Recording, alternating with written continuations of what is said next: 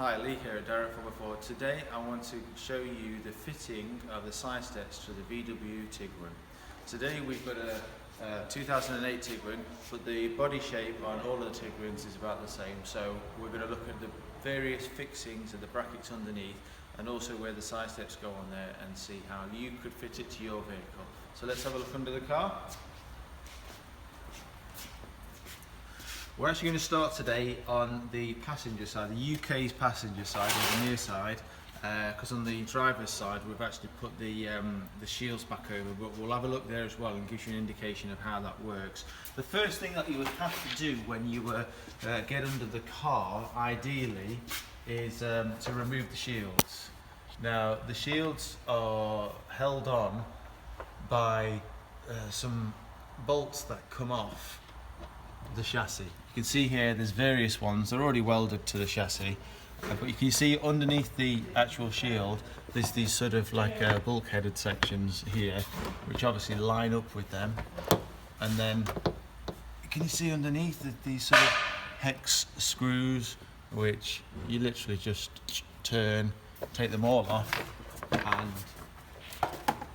and they just gracefully falls to the ground like so. I will look at in a second how you can sort of cut out sections for when you put the shields back up again, depending on how involved you want to get into the job. So on the Tiguan, there are two brackets on either side. So we're going to look first here at this number one bracket. I'll just take this torch and I can get you closer. So now the first bracket on the Tiguan, there's two main areas. You've got the drip lip here. The front bracket actually goes onto the inside of that drip lip, but the back bracket we'll look in a minute goes onto the outside. And there are various points up and down the sill, and you probably can't see behind there, but there is like a grommet. Let's have a look. One of these grommets like this sort of setup behind there, which you remove, take it out, and two T-bolts will sit there within that section there. And as you can see here, the back part, there's nothing attached to there, but that basically just provides like a support system so that when somebody stands on the actual boards, it just pushes up against there. So again, that's on the inside of that drip lip, but as you go towards the back bracket, let's see what that one looks like. So this back one, we can see has two areas to mount to. You've got the chassis point here, which is really simple because you've just got this sort of larger bung hole.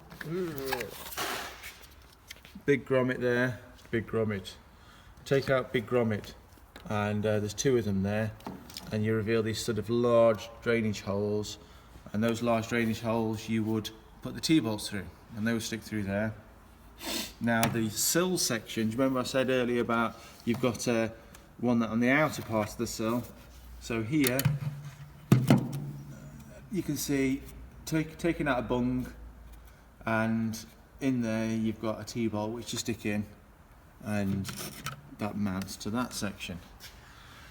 So once they're on there, the question is how do we then fit the shield back on again?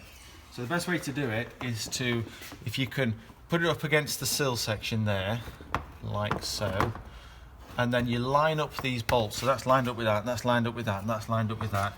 And you can just about see there's like a chalk mark on the inside there.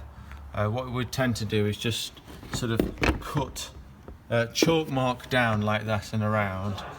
And as you can see on the back part there, you don't actually need to cut around there because the bracket misses it anyway. But on this front part here, there's a chalk mark, and then our fitter just literally gets an angle grinder on there, cuts that section out, and then bolts it back into place. Here's one I made earlier. So as you can see on the front bracket, this is where we've cut the section out. Dun dun dun. And just sort of, afterwards we're just going to deburr the section so it's nice and neat. But as you can see, the bracket just sits underneath there really nicely, and the board's on top. The back bracket, as you can see, fitted beautifully, but you don't need to alter anything on there with the actual under tray. So full instructions are provided. For any more information, go to direct4x4.co.uk.